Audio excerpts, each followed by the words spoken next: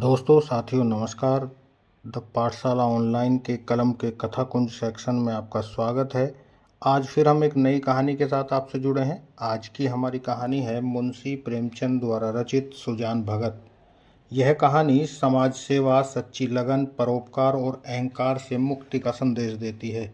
वर्तमान युग में जहां लोग स्वार्थी और भौतिकतावादी हो रहे हैं, यह कहानी निस्वार्थ भाव से जरूरतमंदों की मदद करने, अपने धन का सही उपयोग करने और सेवा भाव को ही सबसे बड़ा धर्म मानने की प्रेरणा देकर अत्यधिक प्रासंगिक बनी हुई है। यह कहानी बताती है कि केवल मंदिर जाने, पूजा पाठ करने या दान पुण्य का दिखावा करने से कोई सच्चा भक्त नहीं बन जाता। वास्तविक भक्ति पीड़ित मानव की सेवा करने और ज़रूरतमंदों के काम आने में है। आज के समय में जब लोग सोशल मीडिया और अन्य माध्यमों से समाज में अपनी छवि चमकाने के लिए दिखावटी दान पुण्य और धर्म का दिखावा करते हैं, सुजान भगत का चरित्र हमें सिखाता है कि दान और परोपकार निस्वार्थ और मौन होना चाहिए। यह कहानी आधुनिक परिवारों में टूटते रिश्ते और पीढ़ी के अंतराल को सुलझाने के लिए सुजान भगत का धैर्य और अपने बेटे को क्षमा करने का गुण आज भी बहुत प्रासंगिक है। आज जब धर्म के नाम पर संकीर्णता बढ़ी है, प्रेमचंद की यह कहानी याद दिलाती है कि मानवता की सेवा ही सर्वोपरि है। कहानी शुरू होती है। सीधे साधे किसान धन हाथ आते ही धर्म और कीर्ति की ओर झुकते हैं। धनिक समाज की भांति वे अपने भोग विलास की ओर नहीं दौड़ते। सुजान की खेती में कई साल से कंचन बरस रहा था। मेहनत तो गांव के सभी किसान करते थे, पर सुजान के चंद्रमा बली थे। ऊसर में भी दान छींट आता तो कुछ न कुछ पैदा हो ही जाता था। 3 वर्ष लगातार ईख लगती गई। उधर गुड़ का भाव तेज था, कोई 2-2.5 हजार हाथ में आ गए। बस चित्त की वृत्ति धर्म की ओर झुक पड़ी। साधु संतों का आदर सत्कार होने लगा। द्वार पर धुनी जलने लगी। कानून गो इलाके में आते तो सुजान महतो के चौपाल में ठहरते। हल्के के हेड कांस्टेबल, थानेदार, शिक्षा विभाग के अफसर, एक न एक उस चौपाल में पड़ा ही रहता। महतो मारे खुशी के फूला न समाता। धन भाग उनके द्वार पर अब इतने बड़े बड़े हाकिम आकर ठहरते हैं, जिन हाकिमों के सामने उसका मुंह न खुलता था। उन्हीं की अब महतो महतो करते जबान सूखती थी। कभी कभी भजन भाव हो जाता। एक महात्मा ने डोल अच्छा देखा तो गांव में आसन जमा दिया। गांजे और चरस की बाहर उड़ने लगी। एक ढोलक आई, मंजीरे मंगवाए गए, सत्संग होने लगा। यह सब सुजान के दम का जुलूस था। घर में सेरो दूध होता, मगर सुजान के कंठ तले एक बूंद जाने की भी कसम थी। कभी हाकिम लोग चखते, कभी महात्मा लोग। किसान को दूध घी से क्या मतलब, उसे तो रोटी और साग चाहिए। सुजान की नम्रता का अब पारावार न था। सबके सामने सिर झुकाए रहता। कहीं लोग यह न कहने लगे कि धन पाकर उसे घमंड हो गया है। गांव में 3 कुएं थे। बहुत से खेतों में पानी न पहुंचता था। खेती मारी जाती थी। सुजान ने एक पक्का कुआं और बनवा दिया। कुएं का विवाह हुआ, यज्ञ हुआ, ब्रह्मभोज हुआ। जिस दिन कुएं पर पहली बार पुर चला, सुजान को मानो चारों पदार्थ मिल गए। जो काम गांव में किसी ने न किया था, वह बाप दादा के पुण्य प्रताप से सुजान ने कर दिया।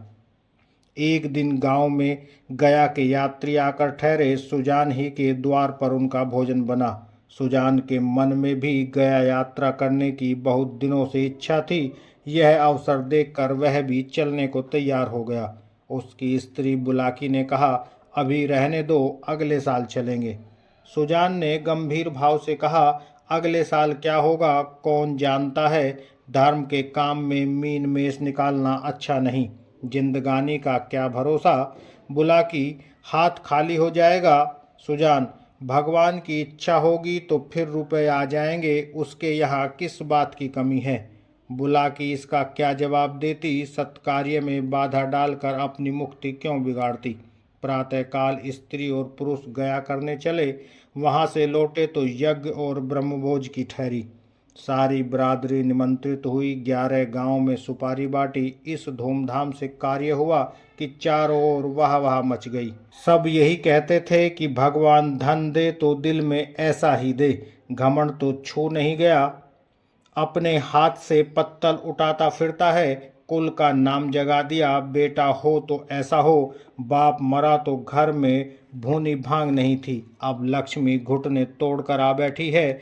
एक द्वेषी ने कहा, कहीं गड़ा हुआ धन पा गया है। तो चारों ओर से उस पर बौछारें पड़ने लगी।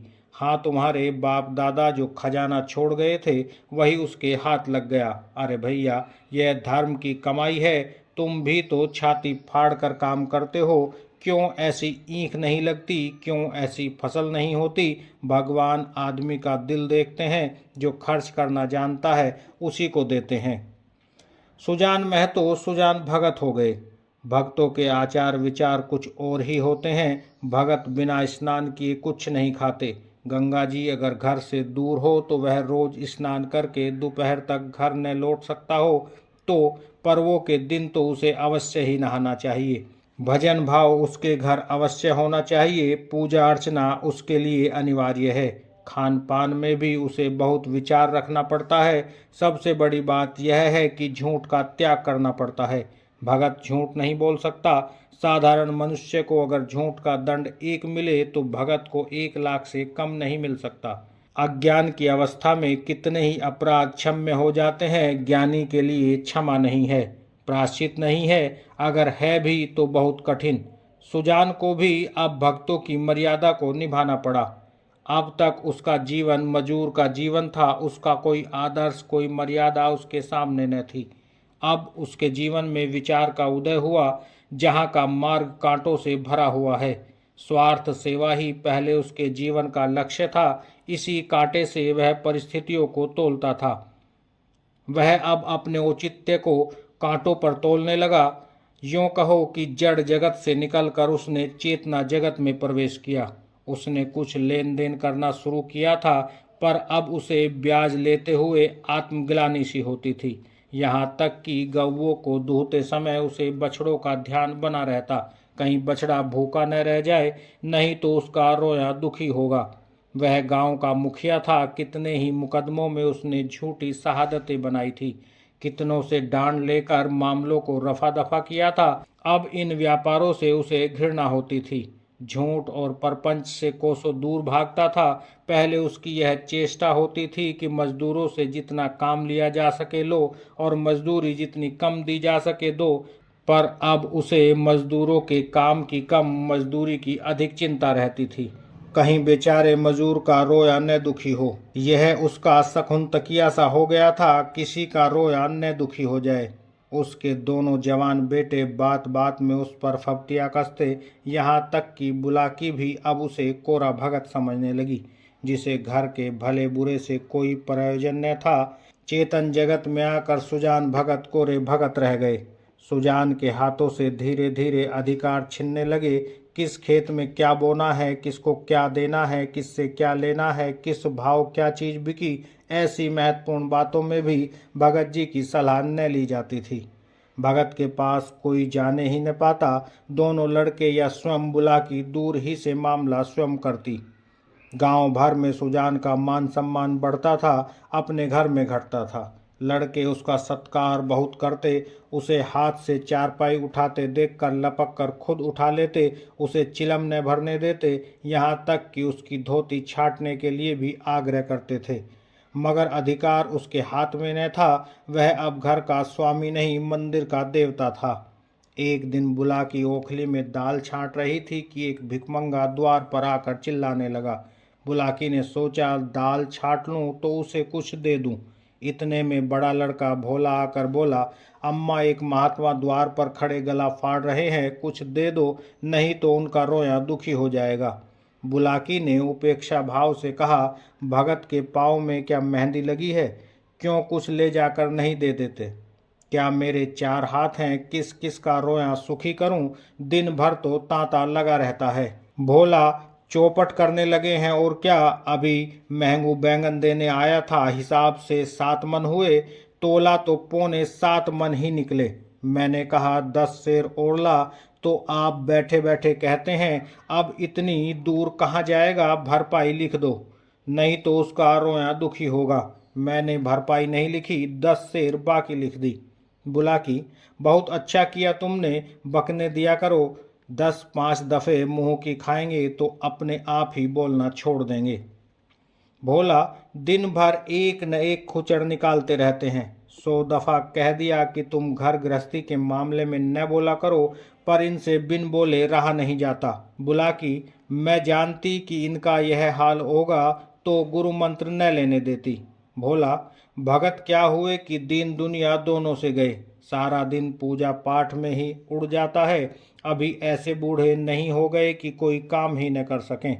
बुलाकी ने आपत्ति की, भोला यह तुम्हारा कुन्याव है। फावड़ा कुदाल अब उनसे नहीं हो सकता, लेकिन कुछ न कुछ तो करते ही रहते हैं। बैलों को सानी पानी देते हैं, गाय दूहते हैं, और भी जो कुछ हो सकता है करते हैं। भिक्षुक अभी तक खड़ा चिल्ला रहा था। सुजान ने जब घर में से किसी को कुछ लाते न देखा तो उठकर अंदर गया और कठोर स्वर से बोला, तुम लोगों को कुछ सुनाई नहीं देता कि द्वार पर कौन घंटे भर से खड़ा भीख मांग रहा है? अपना काम तो दिन भर करना ही है, एक क्षण भगवान का काम भी तो कर दिया करो। बुलाकी, तुम तो भगवान का काम करने को बैठे ही हो, क्या घर भर भगवान ही का काम करेगा? सुजान, कहाँ आटा रखा है, लाओ मैं ही निकाल कर दे आऊं, तुम रानी बनकर बैठो। बुलाकी, आटा मैंने भर कर पीसा है, अनाज दे दो। ऐसे मुड़चिरों के लिए पहर रात से उठकर चक्की नहीं चलाती हूँ। सुजान भंडार घर में गए और एक छोटी सी छाबड़ी का जौ से भरे हुए निकाले। जौ शेर भर से कम न था। सुजान ने जानबूझकर केवल बुलाकी और भोला को चिढ़ाने के लिए भिक्षा परंपरा का उल्लंघन किया था। तिस पर भी यह दिखाने के लिए कि छाबड़ी में बहुत ज्यादा जौ नहीं है, वह उसे चुटकी से पकड़े हुए थे। सहसा भोला ने छाबड़ी उनके हाथ से छीन ली और त्योरिया बदल कर बोला, सेंत का माल नहीं है जो लुटाने चले हो। छाती फाड़ फाड़ कर काम करते हैं, तब दाना घर में आता है। सुजान ने खिसिया कर कहा, मैं भी तो बैठा नहीं रहता। भोला, भीख भीख ही की तरह दी जाती है, लुटाई नहीं जाती। हम तो एक बेला खाकर दिन भर काटते हैं कि पति पानी बना रहे, और तुम्हें लुटाने की सूझी है। तुम्हें क्या मालूम कि घर में क्या हो रहा है? सुजान ने इसका कोई जवाब न दिया। बाहर आकर भिखारी से कह दिया, बाबा इस समय जाओ, किसी का हाथ खाली नहीं। और पेड़ के नीचे बैठकर विचारों में मग्न हो गया। अपने ही घर में उसका यह अनादर, अभी वह अपाहिज नहीं है, हाथ पांव थके नहीं, घर का कुछ न कुछ काम करता ही रहता है। उस पर यह अनादर, उसी ने घर बनाया, यह सारी विभूति उसी के श्रम का फल है। पर अब इस घर पर उसका कोई अधिकार नहीं रहा। अब वह द्वार का कुत्ता है, पड़ा रहे और घर वाले जो रूखा सूखा दे दें वह खाकर पेट भर लिया करे। ऐसे जीवन को धिक्कार है। सुजान ऐसे घर में नहीं रह सकता। संध्या हो गई थी। भोला का छोटा भाई शंकर नारियल भर कर लाया। सुजान ने नारियल दीवार से टिका कर रख दिए। धीरे धीरे तंबाकू जल गया। जरा देर में भोला ने द्वार पर चारपाई डाल दी। सुजान पेड़ के नीचे से न उठा। कुछ देर और गुजारी, भोजन तैयार हुआ। भोला बुलाने आया। सुजान ने कहा, भूख नहीं है। बहुत मनावन करने पर भी वह न उठे। तब बुलाकी ने आकर कहा, जी तो अच्छा है। सुजान को सबसे अधिक क्रोध बुलाकी ही पर था। यह भी लड़कों के साथ है। यह बैठी देखती रही और भोला ने मेरे हाथ से अनाज छीन लिया। इसके मुंह से इतना भी न निकला कि ले जाते हैं तो ले जाने दो। लड़कों को न मालूम हो कि मैंने कितने श्रम से यह गृहस्थी जोड़ी है, पर यह तो जानती है दिन को दिन और रात को रात नहीं समझा। भादों की अंधेरी रात में मड़ैया लगा के ज्वार की रखवाली करता था। जेठ बैसाख की दोपहरी में भी दम न लेता था। और अब मेरा घर पर इतना भी अधिकार नहीं कि भीख तक न दे सकूं। माना कि भीख इतनी नहीं दी जाती, लेकिन इनको तो चुप रहना चाहिए था, चाहे मैं घर में आग ही क्यों न लगा देता। कानून से भी तो मेरा कुछ होता है। अब इस वक्त मनाने आई है, इसे मैंने फूल की छड़ी से भी नहीं छुआ। नहीं तो गांव में ऐसी कौन औरत है जिसने खसम की लातें न खाई हो। कभी कड़ी निगाह से देखा तक नहीं। रुपया पैसा लेना देना सब इसी के हाथ में दे रखा था। अब रुपए जमा कर लिए हैं तो मुझी से घमंड करती है। अब इसे बेटे प्यारे हैं, मैं तो निखट्टू लुटाऊ घर फूंकू घोंगा हूँ। मेरी इसे क्या परवाह। तब लड़के न थे जब बीमार पड़ी थी और मैं गोद में उठाकर वैद्य के घर ले गया था। आज उसके बेटे हैं और यह उनकी माँ है। मैं तो बाहर का आदमी हूँ। अब खा पी कर क्या करूँगा? हल जोतने से रहा, फावड़ा चलाने से रहा, मुझे खिलाकर दाने को क्यों खराब करोगी? रख दो, बेटे दूसरी बार खाएंगे। बुलाकी, तुम तो जरा जरा सी बात पर तिनक जाते हो। सच कहा है, बुढ़ापे में आदमी की बुद्धि मारी जाती है। भोला ने इतना तो कहा था कि इतनी भीख मत ले जाओ, या और कुछ? सुजान, हाँ बेचारा इतना कहकर रह गया। तुम्हें तो मजा तब आता जब वह ऊपर से दो चार डंडे लगा देता। क्यों, अगर यही अभिलाषा है तो पूरी कर लो। भोला खा चुका होगा, बुला लाओ। नहीं, भोला को क्यों बुलाती हो? तुम ही ने जमा दो दो चार हाथ, इतनी कसर है, वह भी पूरी हो जाए। बुलाकी, हाँ और क्या, यही तो नारी का धर्म है। अपने भाग सराहो कि मुझ जैसी सीधी औरत पाली। जिस बल चाहते हो बिठाते हो। ऐसी मुंहजोर होती तो तुम्हारे घर में एक दिन निभा न होता। सुजान, हाँ भाई, वह तो मैं ही कह रहा हूँ कि तुम देवी थी और हो। मैं तब भी राक्षस था और अब भी दैत्य हो गया हूँ। बेटे कमाऊ हैं, उनकी सी न कहोगी तो क्या मेरी सी कहोगी? मुझसे अब क्या लेना देना है? बुलाकी, तुम झगड़ा करने पर तुले बैठे हो और मैं झगड़ा बचाती हूँ कि चार आदमी हंसेंगे। चलकर खाना खा लो, नहीं तो मैं भी जाकर सो जाऊंगी। सुजान, तुम भूखी क्यों सो रहोगी? तुम्हारे बेटों की तो कमाई है। हाँ, मैं बाहरी आदमी हूँ। बुलाकी, बेटे तुम्हारे भी हैं। सुजान, नहीं, मैं ऐसे बेटों से बाज आया। किसी और के बेटे होंगे। मेरे बेटे होते तो क्या मेरी यह दुर्गति होती? बुलाकी, गालियां दोगे तो मैं भी कुछ कह बैठूंगी। सुनती थी मर्द बड़े समझदार होते हैं, पर तुम तो सबसे न्यारे हो। आदमी को चाहिए कि जैसा समय देखे वैसा काम करे।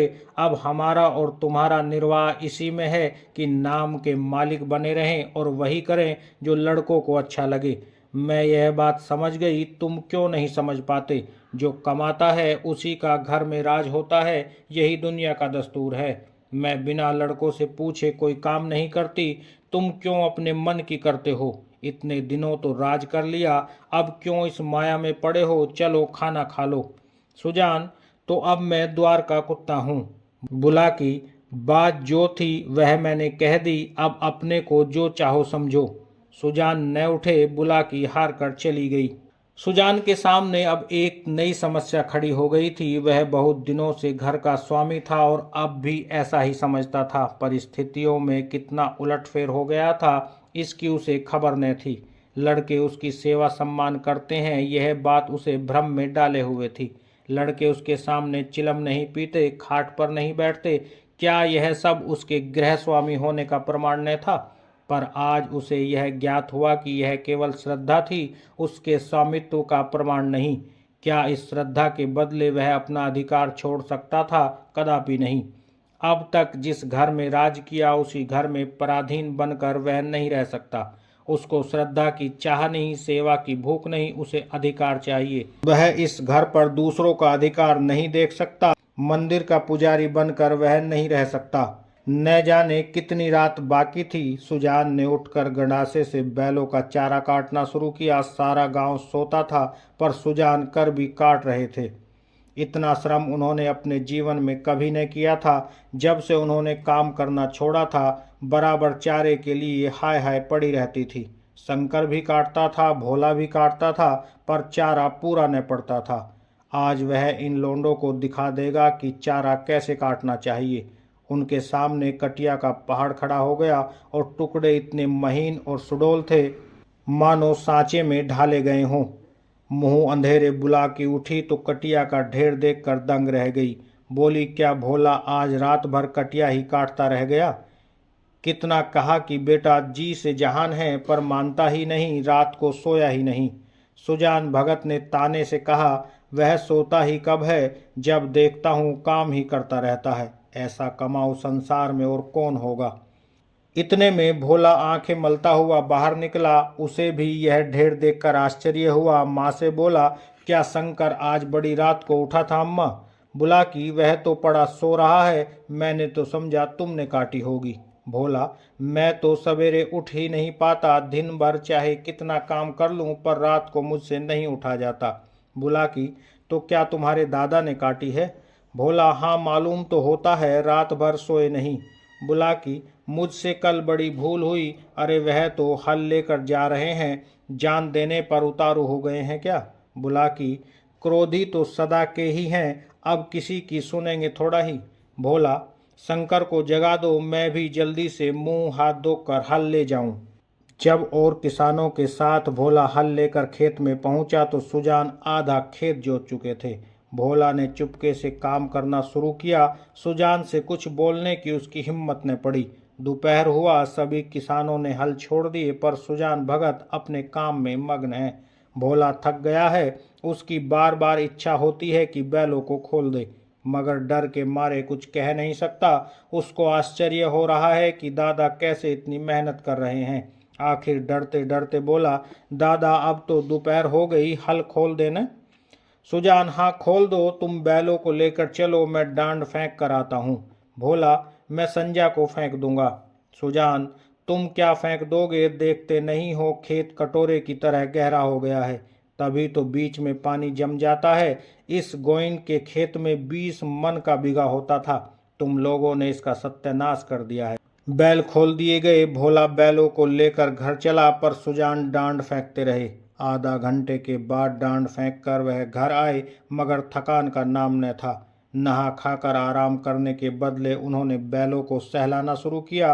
उनकी पीठ पर हाथ फेरा, उनके पैर मले, पूंछ सहलाई। बैलों की पूंछ खड़ी थी।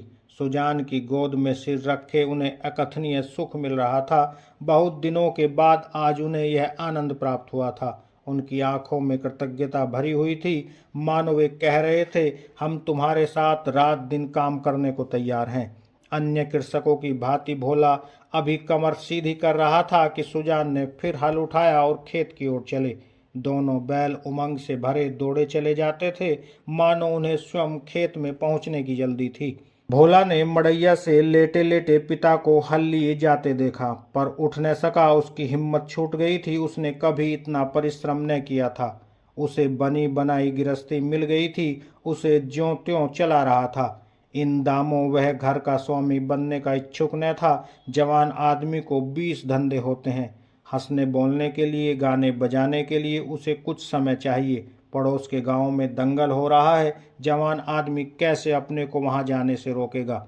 किसी गांव में बारात आई है, नाच गाना हो रहा है, जवान आदमी क्यों उसके आनंद से वंचित रह सकता है? वृद्ध जनों के लिए ये बाधाएं नहीं हैं। उन्हें न नाच गाने से मतलब है, न खेल तमाशे से गरज, केवल अपने काम से काम है। बुलाकी ने कहा, भोला तुम्हारे दादा हल लेकर गए हैं। भोला, जाने दो अम्मा, मुझसे यह नहीं हो सकता। सुजान भगत के इस नवीन उत्साह पर गांव भर में टीकाएं हुई। निकल गई सारी भक्ति, बना हुआ था माया में फंसा हुआ है। आदमी काहे को है, भूत है। मगर भगत जी के द्वार पर अब फिर साधु संत आसन जमाए देखे जाते, उनका आदर सम्मान होता है। अब के उसकी खेती ने सोना उगल दिया। बखारी में अनाज रखने की जगह न मिलती। जिस खेत में 5 मन मुश्किल से होता था, उसी खेत में अब की 10 मन की उपज हुई। चैत का महीना था, खलिहानों में सतयुग का राज था। जगह जगह अनाज के ढेर लगे हुए थे। यही समय है जब कृषकों को भी थोड़ी देर के लिए अपना जीवन सफल मालूम होता है, जब गर्व से उनका हृदय उछलने लगता है। सुजान भगत टोकरों में अनाज भर भर कर देते थे और दोनों लड़के टोकरे लेकर घर में अनाज रख आते थे। कितने ही भाट और भिक्षुक भगत जी को घेरे हुए थे। उनमें वह भिक्षुक भी था जो आज से 8 महीने पहले भगत के द्वार से निराश होकर लौट गया था। सहसा भगत ने उस भिक्षुक से पूछा, क्यों बाबा, आज कहाँ कहाँ चक्कर लगा आए? भिक्षुक, अभी तो कहीं नहीं गया भगत जी, पहले तुम्हारे ही पास आया हूँ। भगत, अच्छा, तुम्हारे सामने यह ढेर है, इसमें से जितना अनाज उठाकर ले जा सको ले जाओ। भिक्षुक ने लुब्ध नेत्रों से ढेर को देखकर कहा, जितना अपने हाथ से उठाकर दे दोगे उतना ही लूंगा। भगत, नहीं, तुमसे जितना उठ सके उठा लो। भिक्षुक के पास एक चादर थी, उसने कोई 10 सेर अनाज उसमें भरा और उठाने लगा। संकोच के मारे और अधिक भरने का साहस न हुआ।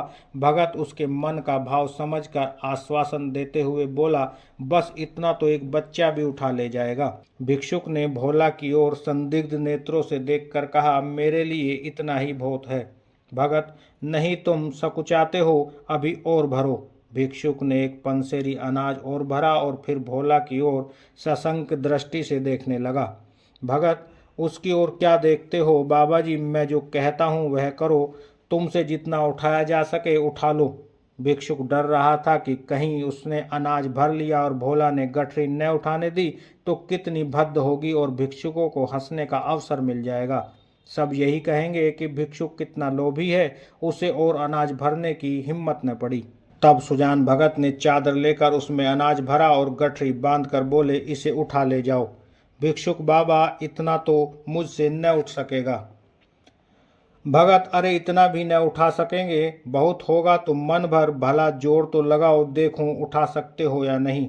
भिक्षुक ने गठरी को आजमाया, भारी थी, जगह से हिली भी नहीं। भोला, भगत जी यह मुझसे न उठेगी। भगत, अच्छा बताओ किस गांव में रहते हो। भिक्षुक, बड़ी दूर है भगत जी, अमोल का नाम सुना होगा।